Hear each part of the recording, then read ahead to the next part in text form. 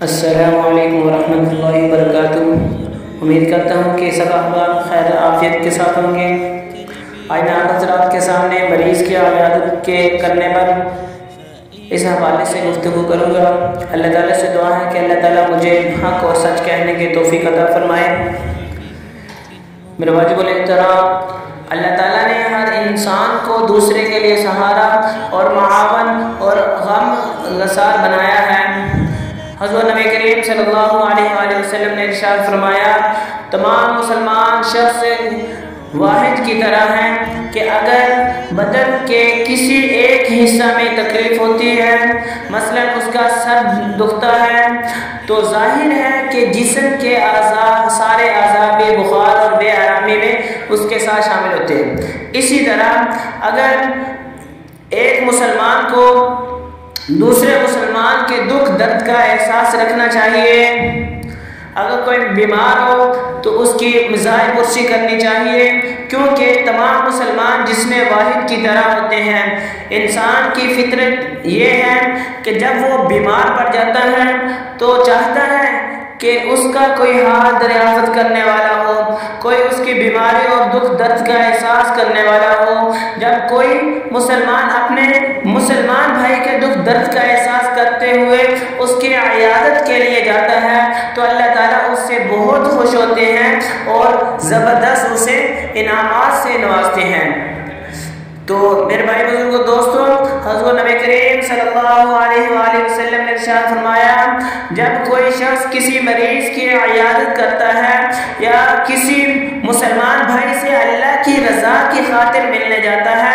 تو آسمان سے ایک فرشتہ یہ آواز لگاتا ہے کہ تو بھی پاک اچھا ہے، تو تیرا چلنا بھی اچھا ہے اور تو نے جنت میں گھر بنا لیا۔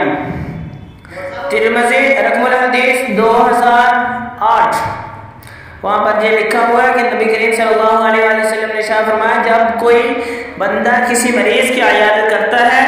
یا کسی مسلمان بھائی سے اللہ تعالیٰ کی رضا کی خاطر ملنے جاتا ہے تو آسمان سے ایک فرشتہ یہ آواز لگاتا ہے کہ تو بھی پاک اور اچھا ہے اور تیرا چلنا بھی اچھا ہے اور تو نے جنت میں گھر بنا لیا۔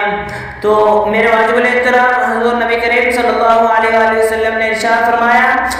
جب کوئی شخص اپنے مسلمان بھائی کی عیادت کرتا ہے، عیادت کے لیے جاتا ہے، تو وہ مریض کے پاس آ کر بیٹھ جانے تک جنت کے باغات میں چلتا ہے،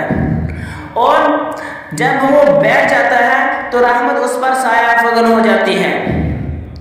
تو حضرت نبی کریم صلی اللہ علیہ وآلہ وسلم نے ارشاد فرمایا، مریض کی عیادت کرنے والا رحمت میں گوتا زن ہو رہتا ہے، اور